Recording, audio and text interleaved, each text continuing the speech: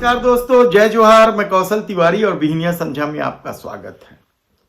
सत्ता और संगठन के बीच समन्वय बैठक की बात तो कई बार सुनी, देखी, समझी जाती, लेकिन यदि आरएसएस सरकार के मंत्रियों का क्लास ले रही है और इसे समन्वय बैठक बताया जा रहा है, तो क्या इसके परिणाम भी आएंगे?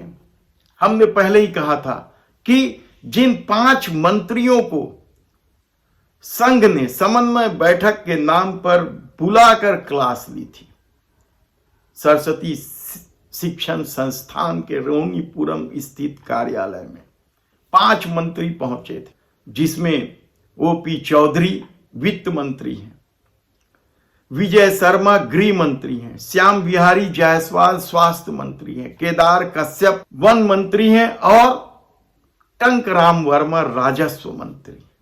हमने उस दिन भी आपसे कहा था कि इन 5 मंत्रियों के विभागों को ध्यान में रखिए, क्योंकि संघ ने यदि समन्वय बैठक के नाम पर इन मंत्रियों की क्लास ली है तो उसके अपने निहित उद्देश्य हैं।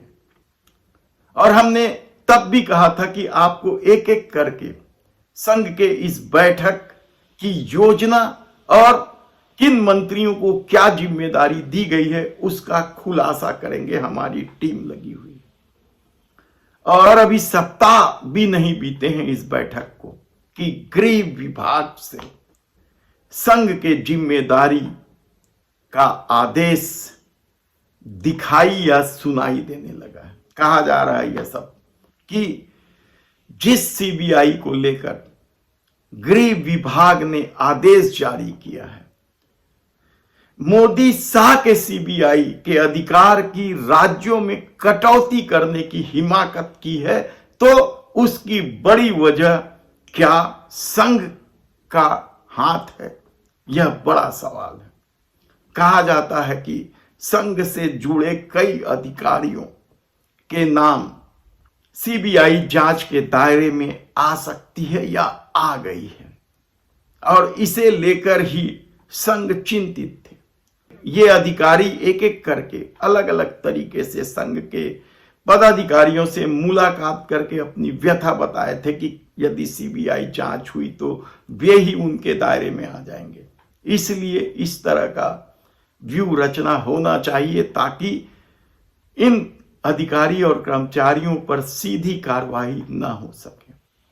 हमने यह भी बताया है कि सीबीआई जांच के दायरे में कौन कौन से अधिकारी और कर्मचारी शामिल हैं जिसे सीबीआई पूछताछ के लिए बुला सकती है या गिरफ्तार कर सकती है। हालांकि ईडी ने कई आईपीएस अधिकारियों से पूछताछ की लेकिन गिरफ्तारी नहीं की। उसके अपने कारण है।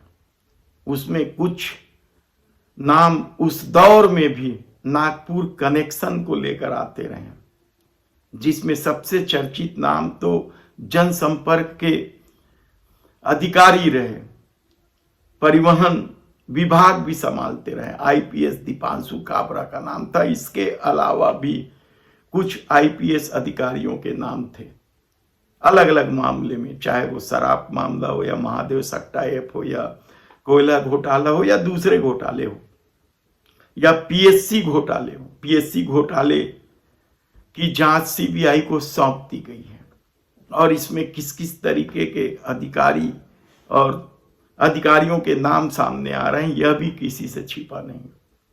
और सीबीआई के जांच का दायरा क्या होता है यह भी बताने की जरूरत नहीं है।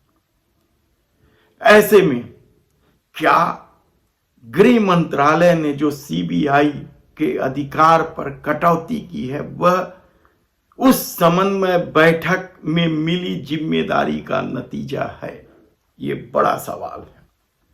और जो अधिकारी वर्ग में चर्चा है या भाजपा खेमे में चर्चा है वह तो चीख चीख कर कह रहा है कि गृह विभाग को सिर्फ एक यही जिम्मेदारी नहीं दी गई है बल्कि और भी कई जिम्मेदारी दी गई है।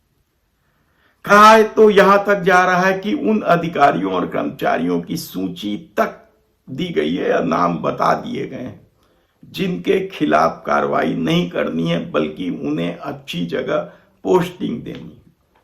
तो क्या गृह मंत्री विजय शर्मा को बुलाने की वजह सिर्फ यही है?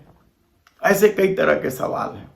हमारी टीम लगी हुई है, फिलहाल तो यही एक मामला सामने आया है और देखना है कि किन किन मंत्रियों का किस किस तरीके से संघ ने जिम्मेदारी दी है और वह कब कब किस किस तरीके से लागू होगा। हम विस्तार से बताएंगे। धन्यवाद।